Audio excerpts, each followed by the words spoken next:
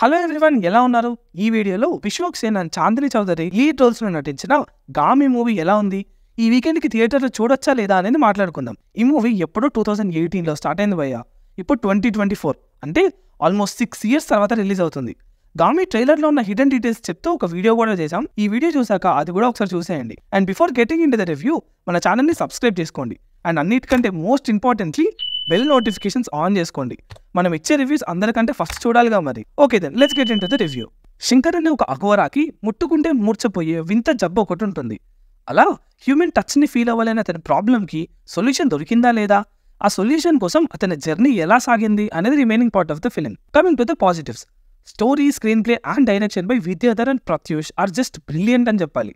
ఒక different but simple స్టోరీని తన స్మార్ట్ స్క్రీన్ ప్లేతో ఎంగేజ్ చేస్తూ కూర్చోబెట్టాడు. ఎస్పెషల్లీ స్టోరీ రివీల్ చేస్తూనే మనల్ని ఒక కన్ఫ్యూజన్లో ఉంచుతాడు.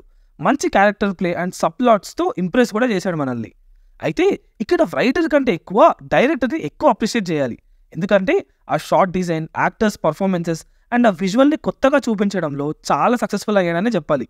ఒక డెబ్యూటెంట్ లెవెల్ కంటే చాలా రెట్లు ఎక్కువ అవుట్పుట్ని ఇచ్చాడు. Songs and background score by Naresh Kumaran are just terrific. కొన్ని బేసిక్ షార్ట్స్ని కూడా తన బీజియంతో ఎలివేట్ చేశాడనే చెప్పాలి. Especially journey beginning and towards క్లైమాక్స్లో మ్యూజిక్ క్రూషియల్ రోల్ ప్లే చేసింది. And visuals are eye pleasing. Vishwanth Reddy and Rampy capture చేసిన ల్యాండ్స్కేప్స్, క్లోజ్అప్స్ అన్నీ చాలా క్లెవర్గా ఉన్నాయి. కొన్ని లాంగ్ షాట్స్లో క్వాలిటీ అటు ఇటు అయినా కూడా ఎక్కడ డిస్టర్బింగ్గా అయితే అనిపించలేదు. ఆ హిమాలయన్ విజువల్స్ అయితే టాప్ నాచ్ ఉన్నాయి అసలు. అండ్ విఎఫ్ఎక్స్ కూడా చాలా ఇంప్రెసివ్గా ఉండింది. 1-2 చోట్ల తప్ప ఎక్కడ కూడా అన్రియలిస్టిక్గా ఉండదు. ఎస్పెషల్లీ లయన్ విఎఫ్ఎక్స్ అయితే సూపర్. లయన్ ఎంట్రీ గురించి మూవీ చూసాక కామెంట్స్లో చెప్పండి. అండ్ చాలా మంచి యాక్షన్ సీక్వెన్సెస్ కూడా ఉన్నాయి ఈ మూవీలో. Pre interval and lion action sequences అయితే సూపర్గా వచ్చాయి. అయితే టూ మెనీ సినిమాటిక్ లిబర్టీస్ వల్ల కొంచెం డిస్కనెక్ట్ ఫీల్ అవుతాం అంతే. Coming to the negatives of the film, screen ప్లేలో ఒక సర్టెన్ రిపిటేటివ్నెస్ కనపడుతుంది. డిజైన్ చేసుకున్న స్క్రీన్ ప్లే అలాంటిది, బట్ సమ్హౌ ఆ ఫీలింగ్ ఇంకొంచెం తగ్గించి ఉండొచ్చు అనిపించింది. దీనివల్ల ట్విస్ట్ రివీలింగ్ కూడా ఒక సర్ప్రైజ్ ఎలిమెంట్లా సర్వ్ చేసిందే తప్ప ఒక హై మూమెంట్ ఇవ్వలేదు. మూవీ అయిపోయే టైంకి 2015వి 1-2 సిమిలర్ మూవీస్ గుర్తొస్తాయి.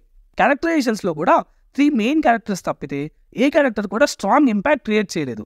స్పేస్ ఉన్నా కూడా అది యూజ్ చేసుకోలేదు అనిపించింది. మూవీలో ఎమోషనల్ హైస్ ఇవ్వడానికి చాలా స్కోప్ ఉండింది, బట్ కావాల్సిన దానికంటే ఎక్కువ లేకపోవడం, ఎస్పెషల్లీ క్లైమాక్స్లో అది సింపుల్గా ఉండడం వల్లనో అంత ఇంపాక్ట్ఫుల్ ఎమోషనల్ హై ఇవ్వలేకపోయింది. సినిమాటిక్ లిబర్టీస్ కూడా ఎక్కువగానే తీసుకున్నట్టు అనిపిస్తుంది. And coming to the actors performances, Vishwak Sen కెరీర్లో ఇంకొక డిఫరెంట్ కైండ్ ఆఫ్ ఫిలిం.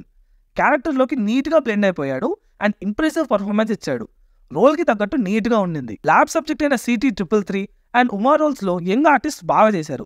అభినయ, బక్షి ఇలా డిఫరెంట్ రోల్స్లో చేసిన వాళ్ళందరూ రోల్స్కి తగ్గట్టు బాగానే చేశారు.